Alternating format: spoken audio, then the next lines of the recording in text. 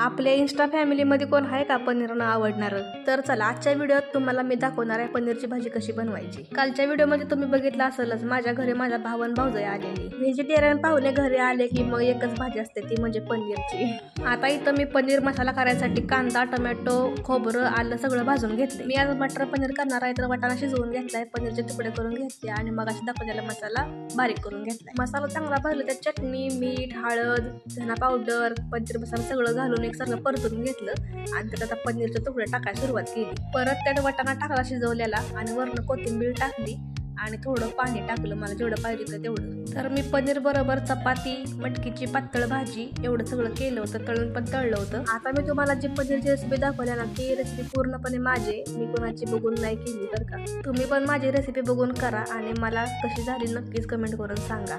आता माझा सगळा स्वयंपाक करून झालाय आणि आम्ही जेवायला वाढून घेतलं। आवडीचा पदार्थ म्हणला की आमचा गोल्या हातानं जेवतो ना, आबिता पण हातानं जेवते। तर चला आता भेटूया पुढच्या व्हिडिओमध्ये। Bye bye.